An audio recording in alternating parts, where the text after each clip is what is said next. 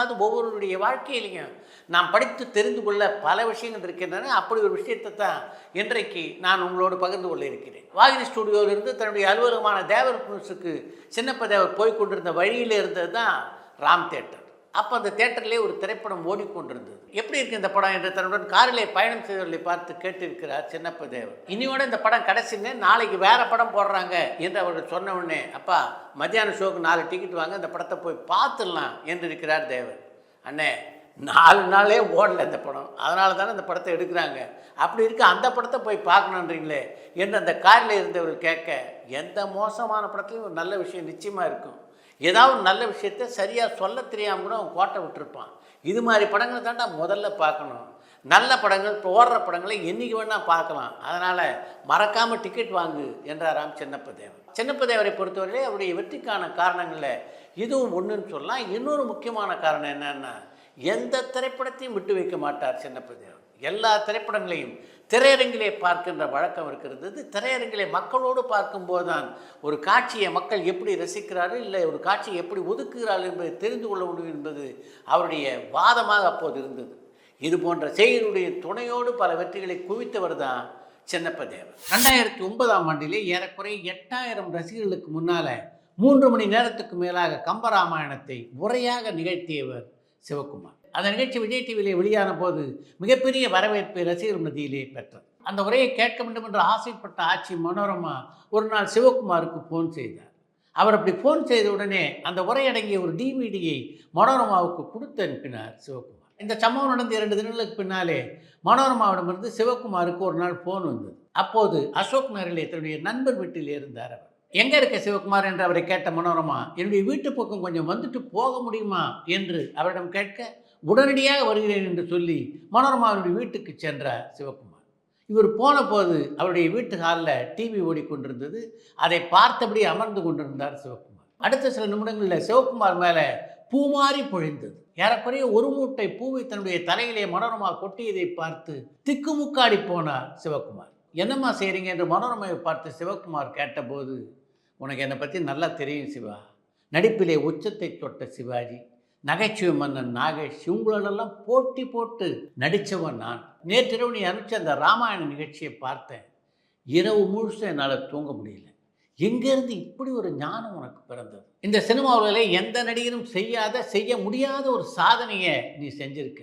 உன்னை பாராட்டுறதுக்கு இதை விட வேறு வழி எனக்கு தெரியல என்று அவருடைய கையை பிடித்து கொண்டு பாராட்டி இருக்கிறார் மனோரமா. சிவகுமார் பேசிய அந்த கம்பராமாயணம் நிகழ்ச்சி பல பேருடைய பாராட்டுக்களை சிவகுமாருக்கு பெற்று தந்திருந்தாலும், அன்றைக்கு மனோரமா என்னை பாராட்டி இருக்க அது ஒரு நிகழ்ச்சியான தருணம் என்று பதிவு செய்திருக்கிறார் சிவகுமார். ஊர் கூடி தேர் இருக்கிறது அப்படின்னு சொல்லுவாங்கல்ல, அது மாதிரி தான் சினிமாவில் ஒரு காலத்திலே செயல்பட்டு இருக்கிறது என்பதை ஒரு சில பத்திரிகை செய்திகளை படிக்கும்போது நம்ம உணர்ந்து கொள்ள முடிகிறது. ஒரு காலகட்டத்தில் பத்திரிகையாளர் ஒருவருக்கு படம் எடுக்க வேண்டும் என்ற ஆசை வந்தது. ஜெமினேசன், சரோஜதேவி, சிவகுமார், குமாரி சச்சு ஆகியோர் நடிக்க அந்த படத்தை தொடங்கினார். படத்தை தொடங்கிட்டாரே தவிர பணத்தை பொறுத்த வரைக்கும் அவருக்கு பெரிய பின்புலம் இல்லை அப்படின்னு தான் சொல்லணும். ஆரம்ப கட்ட படப்பிடிப்பு ஒரு 4-5 நாட்கள் நடைபெற்றது. சிவகுமார் குமாரி சச்சு சம்பந்தப்பட்ட சில காட்சிகளையும் அந்த படத்தின் இயக்குனரான ஜம்பு இயக்கினார். இந்த ஜம்பு தான் புரட்சித் தலைவர் எம்ஜிஆர் நடித்த நம் நாடு திரைப்படத்தை இயக்கியவர். ஒரு 2-3 மாத காலம் இடையில படப்பிடிப்பே நடக்கலை.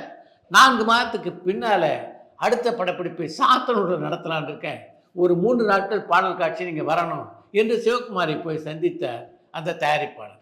அப்போ அந்த தயாரிப்பாளரை பார்த்து சிவகுமார் ஒரு கேள்வி கேட்டார். நான் வரேன், அது வேறு விஷயம், இது வரைக்கும் நான் நடித்தேனே, எனக்கு ஏதாவது முன்பணம் நீங்கள் கொடுத்துருக்கீங்களா என்று. இன்னும் எதுவும் நான் முன்பணம் கொடுக்கலை என்ற அந்த தயாரிப்பாளர் அவருடைய பாக்கெட்லேருந்து ஒரு 1000 ரூபாய் எடுத்து முன்பணமாக சிவகுமாருக்கு கொடுத்திருக்கிறார். அந்த படத்தை தன்னுடைய கையிலே வாங்கி கொண்ட சிவகுமார் அடுத்து அந்த தயாரிப்பாளரை பார்த்து ஒரு கேள்வி கேட்டார். ஷூட்டிங்க்கு நெகட்டிவ்லாம் வாங்கிட்டீங்களா?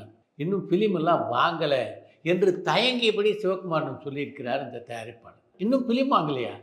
ஃபிலிம் இல்லாமல் நம்ம ஷூட்டிங் போய் என்ன பண்ணுறது? இந்தாங்க, இதை வச்சுட்டு ஒரு 3 ரோல் ஃபிலிம் வாங்கிடுங்க என்று தான் முன்பணமாக வாங்கிய அந்த 1000 ரூபாயை அவரிடமே திருப்பி கொடுத்திருக்கிறார் சிவகுமார். அந்த காலகட்டத்திலே பிளாக் அண்ட் ஒயிட் நெகட்டிவிட்டி ஒரு ரோல் விலை 250 ரூபாய். அந்த அளவுக்கு பெருந்தன்மையோடு சிவகுமார் ஒத்துழைத்த அந்த திரைப்படம் கடைசி வரை வெளியாகவே இல்லை என்பதுதான் மிகப்பெரிய சோகம். எனக்கு இன்னும் கல்யாணம் ஆகலை என்று சொன்ன நடிகர்கிட்ட குழந்தையோடு இருக்கின்ற ஒரு உதவியை கூட்டி கொண்டு வந்து அந்த விதவைக்கு வாழ்க்கை கொடுங்க அப்படின்னு ஒரு பிரபல நடிகை சொன்னால் அந்த நடிகருடைய மனநிலை எப்படி இருக்கும்? நான் சொல்கிற இந்த விஷயம் இருக்கே, இது கற்பனை இல்லை, பல வருடங்களுக்கு முன்னாலே நிஜமாக நடந்த ஒரு சம்பவம். அந்த இளம் நடிகருக்கு அப்போ கல்யாணம் ஆகலை, வீட்டிலே பெண் பார்த்து கொண்டிருந்தார்கள். அந்த நடிகையை ஒரு காலகட்டத்திலே சந்தித்தார் அந்த நடிகர். அந்த நடிகையை பொறுத்த வரைக்கும் மிகப்பெரிய அஷ்டாவதானி என்று தான் சொல்ல வேண்டும். ஒரு முறை அந்த கதாநாயகி நடிகை அந்த இளம் நடிகர் சந்தித்த போது, உங்களுக்கு திருமணம் ஆகிவிட்டதா என்று அவரிடம் கேட்டிருக்கிறார் அந்த நடிகை. இன்னும் கல்யாணம் ஆகலாமா, 1.5 வருஷமாக வீட்டில் பெண் பார்த்துக்கிட்டு இருக்காங்க என்று அந்த நடிகர் சொன்னபோது, சரி உங்கள் ஜாதகத்தை கொண்டு வாங்க என்று இருக்கிறார் அந்த நடிகர். மறுநாளே தன்னுடைய ஜாதகத்தை அந்த நடிகையிடம் கொண்டு போய் காண்பித்திருக்கிறார் அவர். நிச்சயமாக உங்களுக்கு இந்த வருஷம் செப்டம்பர் மாதத்துக்குள்ளே திருமணம் நடந்துடும். அப்படி நடக்கலைன்னா குழந்தையோடு இருக்கிற ஒரு இளம் விதவை வீட்டுக்கு கூட்டு வந்து அந்த விதவைக்கு வாழ்க்கை கொடுங்கள் என்று சொல்லியிருக்கிறார் அந்த கதாநாயக நடிகர். அந்த அம்மா அப்படி சொன்ன உடனே பதறி போய் விட்டார் அந்த இளம் நடிகர்.